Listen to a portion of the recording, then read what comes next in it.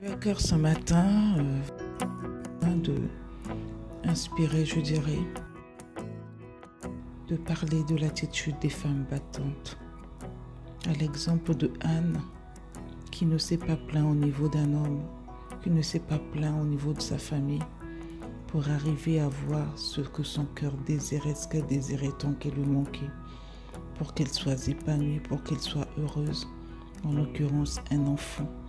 Devant les menaces, devant les attaques, devant les moqueries de Pénina, elle n'a pas joué à celle qui, oui, je suis la première femme, c'est moi qui t'ai emmenée, c'est moi qui ai accepté, sinon tu ne serais pas là. Elle a posé ses genoux par terre, elle a parlé à celui qui connaît toutes choses, à celui qui a la réponse à toutes choses et à celui qui sait sonder son cœur. On l'a pris pour une femme ivre, on l'a pris pour une femme ivronne, on l'a pris pour une femme dépressive, en train de parler toute seule. Oui, elle parlait toute seule parce que son cœur était attristé, son cœur était rempli de désolation. Elle s'est dit, aucun homme ne comprendra ce que je ressens. Aucun homme ne comprendra ce que je vis à l'intérieur de moi. Aucun homme ne comprendra comment je suis tétanisée, comment je suis brisée, comment je suis totalement perdue. Elle a regardé à celui qui a réponse à toute chose, à celui qui a dit en toute chose, faites-moi connaître vos besoins par des prières, des supplications et des actions de grâce. Celui qui a dit que nos besoins soient tournés vers lui, celui qui a la réponse, celui qui nous a formés, celui qui connaît tout ce qu'il a mis en nous, celui qui connaît la posologie, celui qui connaît les indications, celui qui connaît chaque ingrédient qu'il a mis en nous pour nous former. Elle a su regarder au Créateur, au Fabricant. Oui, elle a regardé à cette personne qui avait la réponse à son problème. Et finalement, elle a trouvé la réponse. Quelle est ton attitude à toi? Vers qui vas-tu te confier? Vers qui vas-tu déverser l'état de ton âme? Vers qui vas-tu pour trouver la solution dont tu as besoin? Est-ce les murmures? Est-ce les plaintes? Est-ce les pleurs incessantes vers une personne qui ne t'aidera pas? Vers une personne peut-être qui sera là à te dire Yako pendant que tu es là, qui va peut-être pleurer avec toi, mais qui derrière se dira que veux-tu que je fasse? Suis-je docteur? Tu n'as qu'à aller faire une fécondation in vitro. Vers qui vas-tu poser tes problèmes? Le cœur de l'homme est tortueux. T'arrêtes-tu à ce que tu vois? Ne t'arrête pas à ce que tu vois. Parce que ce que tu vois est l'aspect extérieur. Celui qui connaît toutes choses, celui qui sonde les cœurs, qui connaît les profondeurs de notre cœur, de notre pensée, et celui qui nous a créés. Alors Mandeko, je te dirais de sortir de tes frustrations, d'aller recommander ton sort, tes problèmes, tes désirs à l'Éternel, tes besoins, parce que c'est lui seul qui saura écouter les battements de ton cœur, qui saura guérir ton âme attristée. Tu as besoin d'un enfant? Retourne tes regards vers lui. Qui te dit que l'âge est un frein? À quel âge Sarah a eu l'enfant? Tu te diras certainement oui, c'était l'étrangère. Aujourd'hui, ce n'est plus pareil. Non, celui-là qui nous dit de tourner les regards vers lui, il a également dit qu'il est le même hier, aujourd'hui et il le restera. S'il a pu le faire pour Sarah, il peut le faire pour toi. S'il a pu le faire pour Anne, personne ne sait quel âge avait Anne, il peut encore le faire pour toi. Ne le sous-estime pas. Il est plus grand que ce que tu penses. Il est plus grand et peut encore agir. Il agit toujours. Ton âge ne sera pas un frein pour lui. Ton âge ne sera pas une excuse pour lui, non. Et au contraire, la gloire qu'il va utiliser pour montrer à ceux qui se sont moqués de toi, à ceux qui ont pensé qu'aujourd'hui à ton âge, que tout était fini, que tu ne pouvais plus rien faire, que tu étais résolu à adopter, tu étais résolu à t'occuper des enfants des autres. Non. Les enfants des autres peuvent être tes enfants, c'est vrai. Mais ceux qui sortent de ton sein sont ceux-là ta richesse, sont ceux-là la bénédiction que Dieu a prévue pour toi. Il a dit à la femme qu'elle soit féconde. Il n'est pas question que toi tu sois inféconde et que tu penses que tu as ce désir d'avoir un enfant, de materner, et que tu sois bloqué. Débloque-toi dans ta tête. Va voir celui qui ne va pas te juger. Va voir celui qui ne va pas te donner un conseil et qui pensera à une autre chose dans son cœur. Va voir celui qui a la clé à toute solution. Va voir celui qui sait la pièce qui manque, qui s'est peut-être déplacé à l'intérieur de toi pour résoudre la situation dans laquelle tu passes, pour résoudre la situation dans laquelle tu te trouves. Est-ce un enfant? Est-ce un emploi? Est-ce le mariage? C'est toi qui sais ce qu'il te manque pour être heureuse. C'est toi qui sais ce qu'il te manque pour combler les désirs de ton cœur. C'est toi qui sais ce qui te manque pour être totalement épanoui. Ne t'arrête pas à regarder ce problème. Ne sois pas focalisé sur ce problème. Il a dit qu'il nous a donné le pouvoir. Le pouvoir qu'il nous a donné se trouve sur notre langue. Déclare ce que tu veux. Va le voir. Il a dit que nous devons le voir, que nous nous faisons connaître nos besoins. C'est quoi ton besoin? Quelle est cette chose qui te freine? Quelle est cette chose qui a volé ta joie? Quelle est cette chose qui a volé ta paix? Quelle est cette chose qui a volé ton épanouissement? Oh ma sœur, va le voir. Tourne tes regards vers lui. Tourne tes regards vers lui. C'est comme ça que tu trouveras la solution. Là où la médecine a dit que ce n'est plus possible, tes 2 trompes ont été enlevées, lui, il va faire. As-tu vu ce qu'il a fait pour Jésus? Comment est arrivé Jésus?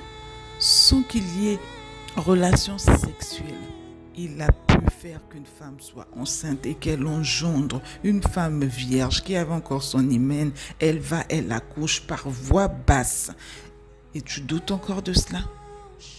Tu doutes encore de cela? Ne doute pas. Enlève tes doutes. Enlève les craintes. Enlève les peurs. La peur de l'âge. La peur du regard des autres. La peur, les menaces de ton mari. Les menaces de ta belle famille. Que tu es là pour profiter de notre fils. Tu es là, tu ne fais rien. Tu es une femme stérile. Non. La stérilité qui a été déclarée dans ta vie ne restera pas. Le jour que tu prendras la décision et que tu te lèveras pour te dire stop à cela.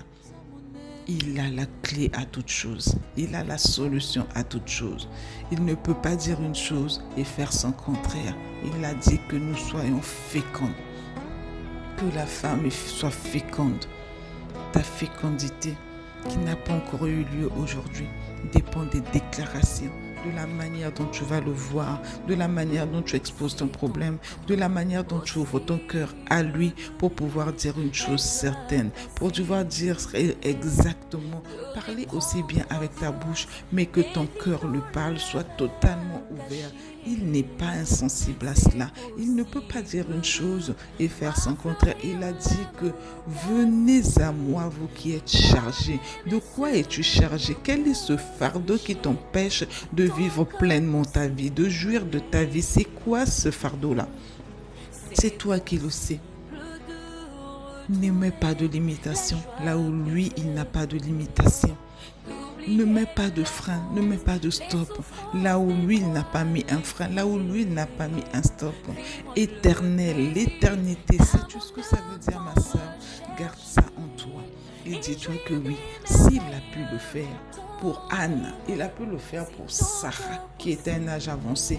On dirait que Sarah était à la ménopause par rapport à son âge. On dirait que Abraham n'avait peut-être plus de vitamines, de force qu'il fallait dans son spermatozoïde. Mais d'où est venu Isaac? D'où est sorti Isaac? Sa parole ne peut être contestée. C'est ton attitude qui compte. Connecte-toi à une attitude de warrior. Connecte-toi à une attitude de femme vainqueur. Connecte-toi à une attitude de femme confiante. Connecte-toi à une attitude de femme déterminée. Et tu verras que ce que tu désires arrivera. Ce n'est qu'une question d'attitude. Ce n'est qu'une question d'attitude. L'attitude de ton cœur, l'attitude de ton âme. Ne va pas en faisant semblant. Donne-toi à lui. Ouvre-toi à lui entièrement, pleinement, grandement, sans rien laisser. Quand tu laisseras quelque chose, il saura que tu n'as pas encore tout dit. Oui, il saura qu'il n'a pas encore tout dit, parce que c'est lui qui sonde les cœurs et qui sonde les reins. Ma sœur, tu as longtemps pleuré pour une situation qui t'empêche d'être heureuse, qui t'empêche d'être épanouie, qui t'empêche d'être comblée. Maintenant, dis-toi que ça suffit. Je prends ma vie en main, je change d'attitude, j'arrête de me plaindre, j'arrête de pleurer, j'arrête d'aller me confier aux personnes qui ne pourront rien faire pour moi, qui certainement me diront une chose pour consoler mon cœur, mais qui derrière peut-être ne penseront pas à la chose. Aussi bien que l'on dit que le rire est une thérapie, se décharger aussi en pleurant est une thérapie. Décharge-toi, ma sœur. Pleure si tu veux pleurer, mais relève-toi. Relève-toi comme Anne l'a fait.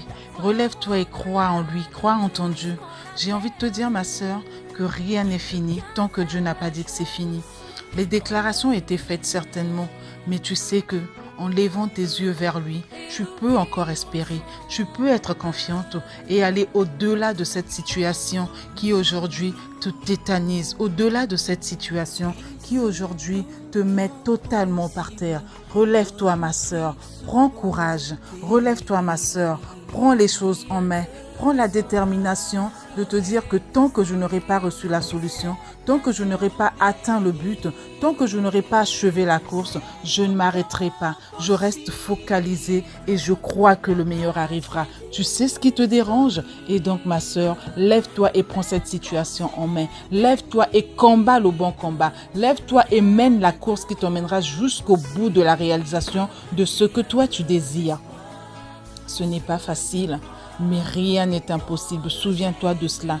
Toute chose est possible à celui qui croit. Alors crois, ma sœur, que tu peux enfanter. Crois, ma sœur, que tu peux engendrer. Crois, ma sœur, que tu peux encore te relever de tous les défis que tu traverses, tous les défis que tu surmontes, tous les défis que tu as en face de toi. Aucun mur ne restera devant toi si tu prends la décision d'y passer, si tu prends la décision de briser ce mur-là.